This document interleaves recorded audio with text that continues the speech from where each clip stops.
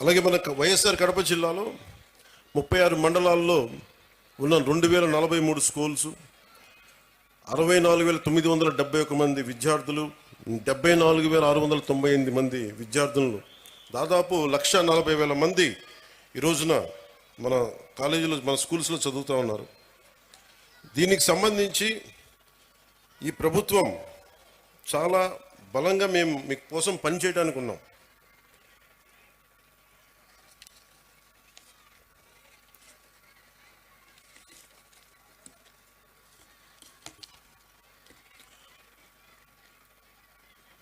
ఒక దేశం ఎంత అభివృద్ధిలో ఉంది అంటానికి హ్యూమన్ డెవలప్మెంట్ ఇండెక్స్ అని మనం ఉంటుంది. దాంట్లో ముఖ్యంగా వచ్చేది హెల్త్ ఒకటి, వాటర్, శానిటేషన్, ఎంత పౌష్టికాహారం ఉంది, క్యాలరీ ఇంటేక్, లిటరసీ, ఎడ్యుకేషన్, ముఖ్యంగా ప్రైమరీ, సెకండరీ, ఇవన్నీ ఎలా చెప్తామని. నిజంగా మనం సరైన సమాజాన్ని సరైన చదువు ఇవ్వలేకపోతే ఏం జరుగుద్ది అంటే అది ఎప్పుడు అభివృద్ధి దిశగా వెళ్ళదు. అందుకని ఈ డెవలప్మెంట్ ఇండెక్స్ని బేస్ చేసుకొని ఏ ప్రభుత్వం కానీ ఏ దేశమైనా దీనికి ముందుకెళ్తుంది. అలాగే అందుకనే ఈ ప్రభుత్వం నారా చంద్రబాబు నాయుడు గారి దీంట్లోని ప్రభుత్వం మీ భవిష్యత్తు కోసం చాలా బలంగా పనిచేస్తూ ఉన్నాం. దాంట్లో నాకు 3 అంశాలు మన అధికారులు, మన కలెక్టర్ గారు, ఎస్పీ గారు ప్రత్యేకించి చెప్పారు. 1, విద్యార్థుల భద్రత. 2, వాళ్ళకి సంబంధించిన ఈ మనకి విద్యార్థుల భద్రత. 2, మాదక ద్రవ్యాలు ఎక్కువైపోయినాయి. 3వది సోషల్ మీడియాలో, అలాగే సోషల్ మీడియా ఎలా ఉంది అనేది. ఏదైనా సరే మనం ఎలా వాడుకునే దాన్ని బట్టే ఉంటుంది. ప్రభుత్వాలు కానీ, గత ప్రభుత్వాలు కానీ ఎవరైనా సరే ట్యాబ్లెట్స్ కానీ, లేదంటే మనం కూర్చోబెట్టి సోషల్ మీడియాకి సంబంధించి ఐప్యాడ్స్ కానీ ఇచ్చారు అంటే అది మీ చదువుకు ఉపయోగపడతాయని, కానీ ఇది ఇంకొకలా వాడటానికని కదా. కష్టం, అది నాకు తెలుస్తుంది. కాకపోతే అది ఎంత మీరు నియంత్రించుకుంటారో, అందుకు తల్లిదండ్రులు చాలా పాత్ర వహించాలి దీంట్లో. మీ బాధ్యత చాలా ఉంటుంది దీంట్లో. అందుకని ఒకేసారి ఇండివిజువల్ టీచర్స్ కంటే కూడా ఇక్కడున్న విద్యార్థుల తల్లిదండ్రులకు కూడా నేను చెప్పేది ఏంటంటే, మీరు ఇక్కడున్న సమస్యల్ని మీరు కలెక్టివ్గా వచ్చే బలం వేరు. ఒకసారి తల్లిదండ్రులు మీకున్న ఇబ్బందులు కానీ, ఇందాక నేను ఒక 3 తరగతుల విద్యార్థులతో మాట్లాడుతుంటే చాలా సమస్యలు నా దృష్టికి తీసుకొచ్చారు. ముఖ్యంగా ఆడపిల్లలు, మేము క్రికెట్ టీం ఉన్నాం, మేము 12 మంది, మాకు టైం ఇవ్వట్లేదు, మాకు ఆడుకోవడానికి సరిపోవట్లేదు, మాకు కెరీర్గా మాకు స్పోర్ట్స్గా మేము అభివృద్ధి చెందాలి క్రికెట్లో అంటే నెట్స్ బాయ్స్కి ఇస్తారు కానీ మాకు అమ్మాయిలకి ఇవ్వట్లేదు అనే దృష్టి ఉంది. ఆ దృష్టికి తీసుకొచ్చారు. అలాగే ఇవన్నీ కూడా మీరు కూర్చొని మాట్లాడితేనే తెలుస్తాయి. ఒక్కోసారి ఇంకొంతమంది విద్యార్థులు, కొంతమంది అధ్యాపకులు మమ్మల్ని కొన్ని సందర్భాల్లో మాకు పాఠాలు సరిగ్గా చెప్పట్లేదు, కొన్నిసార్లు చేయి చేసుకున్నారు, చేతిలో ఏది ఉంటే దాంతో కొడుతున్నారు. నేను వాళ్ళకి ఏం చెప్పానంటే, మొన్న ఈ మధ్యన రాయచోట్లో కూడా ఒక ఇన్సిడెంట్ జరిగింది. ఆ క్లాస్ టీచరు ఇజాజ్ అహ్మద్ గారు అనుకుంటా, ఆయన ఏదో విద్యార్థులు గొడవ చేస్తుంటే ఆయన ఒక దెబ్బ వేస్తే ఆ విద్యార్థులను తిరగబడి ఆయన గుండెల మీద కొడితే ఆయన చనిపోయారు. సో అధ్యాపకులకు ఎంత బాధ్యత ఉందో విద్యార్థులకు కూడా అంతే బాధ్యత ఉంది. మీరు డిసిప్లిన్డ్గా ఉంటే మీకు బలం ఎక్కువ ఉంటుంది.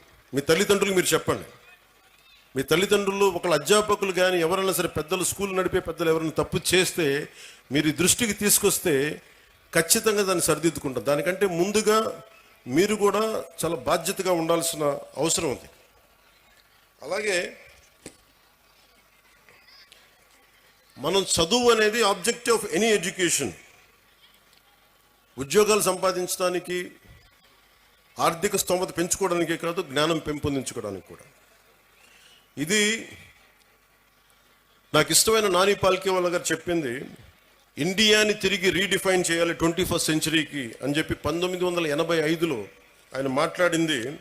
ఒక 7 అంశాల మీద మాట్లాడారు. 1, national identity. 2, law and order. 3, family. 4వది ఎడ్యుకేషన్.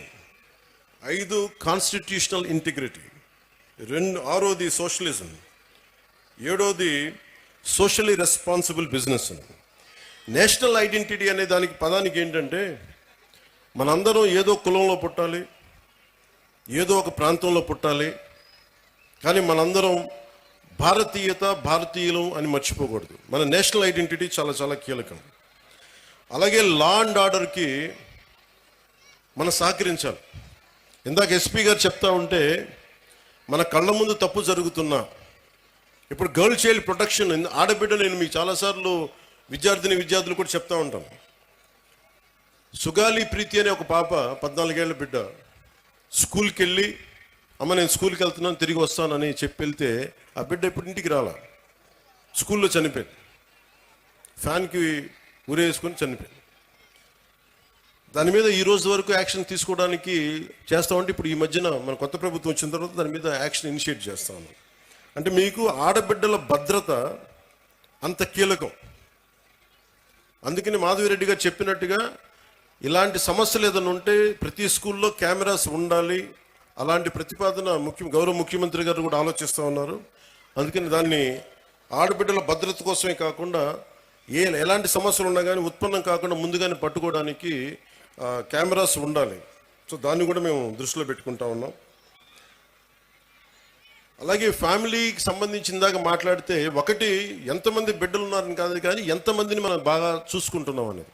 తల్లిదండ్రులు ముఖ్యంగా మీ బిడ్డలు ఏం చేస్తున్నారు, సరిగ్గా ఉంటున్నారా లేదా. నాకు తెలుసు మీకు కష్టాలు ఉంటాయి, మీకు ఇబ్బందులు ఉంటాయి, కానీ వీటన్నిటిని మించి మనం బాధ్యత తీసుకోకపోతే మనం కనీసం ఒక 10 నిమిషాలు మీరు చూసుకోవట్లేదని కాదు, కానీ మీరు కొంత సమయం కేటాయించి ఒక దృష్టి పెడితే మీ బిడ్డలు ఎక్కడున్నారు, ఏం చేస్తున్నారు, ఎంత సమయం గడుపుతున్నారు, టాబ్లెట్స్ని సద్వినియోగం చేస్తున్నారా, లేదంటే అవసరానికి మించి వాడుతున్నారా, చెప్పిన పర్పస్ కాకుండా దేనికదన్నా వాడుతున్నారా, ఇవన్నీ కూడా మీ దృష్టిలో ఉంటే ఇంట్లోనే కొంత కరెక్ట్ చేయాల్సిన అవసరం ఉంది. తర్వాత స్కూల్స్.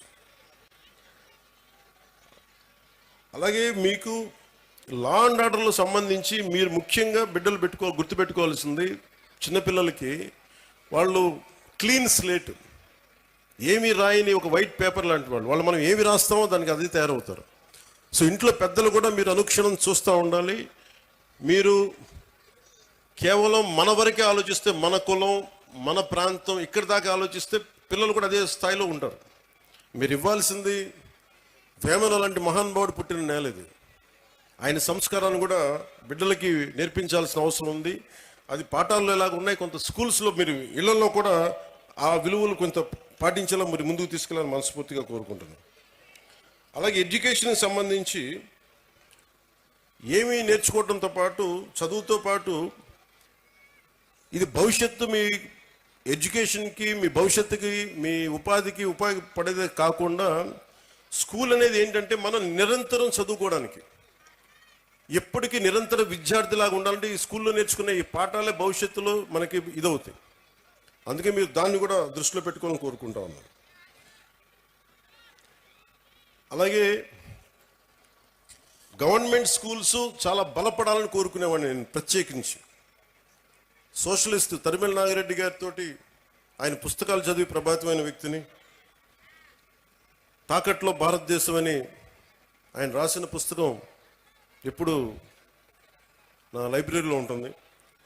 అలాంటి వ్యక్తులు, మహానుభావులు చెప్పింది, గాంధీ గారి దగ్గర నుంచి ప్రతి ఒక్కరు చెప్పింది సోషల్లీ రెస్పాన్సిబుల్ బిజినెస్ అని. కానీ మన స్కూల్స్ ఇవి ముఖ్యంగా గవర్నమెంట్ స్కూల్స్లో మనకు ఆ పాసిబిలిటీ ఉంది. మొన్న ఈ మధ్య నేను పిఠాపురం కూడా